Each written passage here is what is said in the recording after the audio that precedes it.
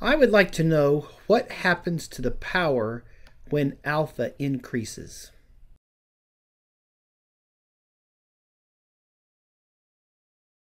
So let's take a look at this hypothesized distribution. We have some hypotheses here. We have the null hypothesis that the population mean is equal to some hypothesized mean that we have centered here on this normal distribution. And then we have an alternative hypothesis that the population mean is actually greater than that. So this will be a one-tailed test to the right. Now remember, we are concerned with the power when the null hypothesis is false. So let's suppose that the actual population mean is mu1. So what I've done is I have redrawn the curve, same curve, let's pretend, with the mean shifted to the right in line with this mu1, just like we would do if we were calculating the power, as we've done in the previous videos. And then what we would do is we would take this z value, whatever it is, and project it to the other graph. And of course, then this area in here would be the power. But now let's suppose that we increase alpha. So here we have alpha 1. Let's come up with a new alpha, alpha 2, that is larger. So let's say that alpha 2 is larger than alpha 1. So if alpha 1 was, say, 0.05 and alpha 2 was 0.10, then it would be larger. And let's use another color here. If alpha 2 was larger, then this critical z value would actually be here. And if we project that down to the actual distribution, then we see that the power increases. So to answer the question, what happens to the power when alpha increases? When alpha increases, the power increases. But let's also note that beta decreases. The probability of committing a type 2 error decreases as alpha increases.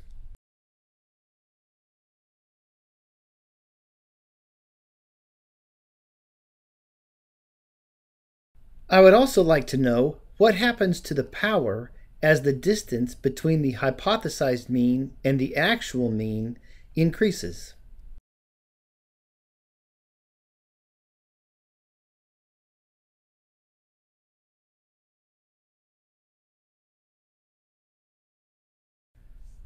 So here we have a right-tailed test. Our null hypothesis would be that the population mean is equal to this hypothesized mean.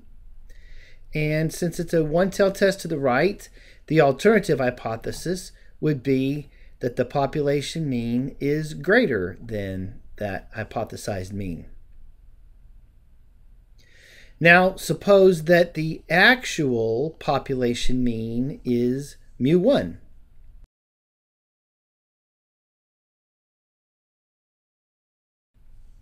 Then we would have this curve here, this distribution, project alpha, and in here is our power.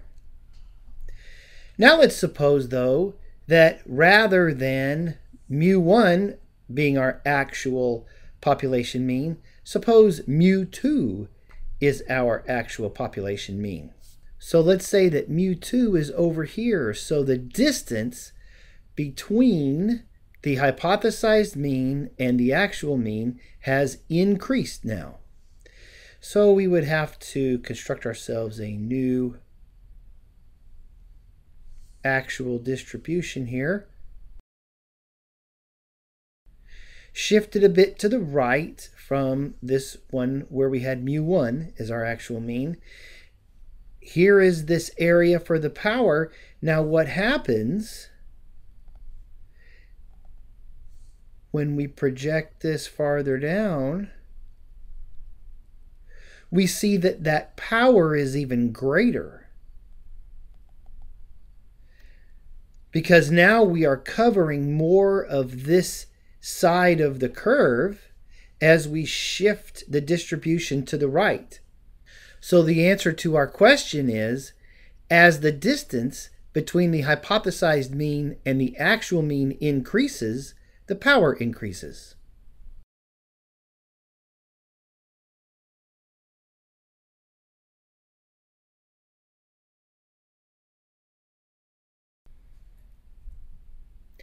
Now, in both of these examples, we used a right tail test, but these are going to be true whether we have right tail, left tail, or two-tail tests.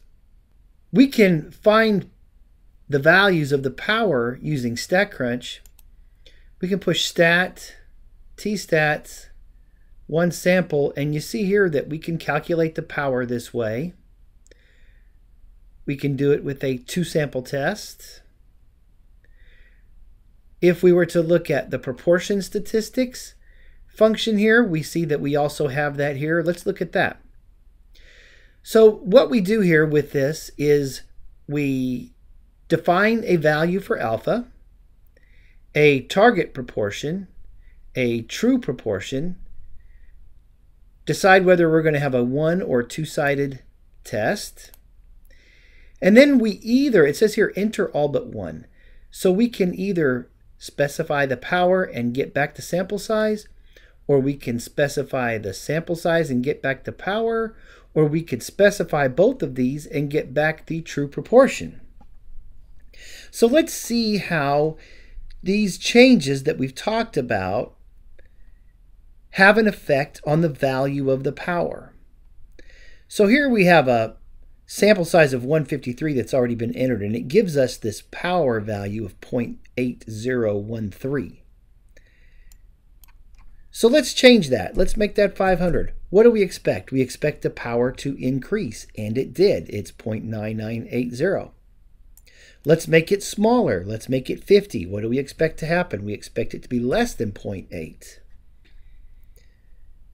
And there it is. It's 0.4070 if we round to 4 decimal places. What else can we do? We can change the distance between the target proportion and the true proportion. Let's go to a value of 250. We have a power of 0.9393 when our sample size is 250, when alpha is 0.05. Now let's change this distance. Let's make it greater. Let's make it 0.7. The power increased. Now let's notice with a sample size of 250 and a true proportion of 0.7, that power is practically 1. So let's make this a smaller number so that we can actually have values of the power. Let's make it, say, 80. So we have 0.9825. Now let's make this 0.6. And make this 80 again. And we get 0.5584. It's decreasing quite a bit. Let's make this 0.55 and leave the sample size at 80. And that power continues to decrease. Let's put this back to 0.6 and leave the sample size at 80.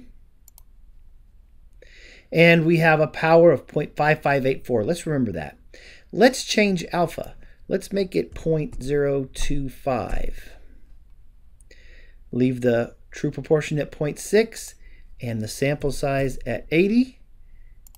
And we get 0.4307. So as alpha decreased, the power decreased. Let's increase alpha. Let's make it 0.1. Leave the sample size at 80 and hit compute. And the power is increasing. So all of those things that we talked about, as alpha changes, so does the power, and they change together. As alpha increases, the power increases. As alpha decreases, the power decreases. Same thing with the distance between the hypothesized proportion and the true proportion, or the actual proportion, or the actual mean. As that distance increases, the power increases. As that distance decreases, the power decreases. We also looked at changes in sample size, and we noted that as the sample size increases, and here we have a power of 0.6977 if we round to 4 decimal places. Let's change this to 100. Leave everything else the same. Now we have 0.7683, and just as we expected, as the sample size increases, as we saw in an earlier video, the power increases. So to sum up, let's review what changes affect the power.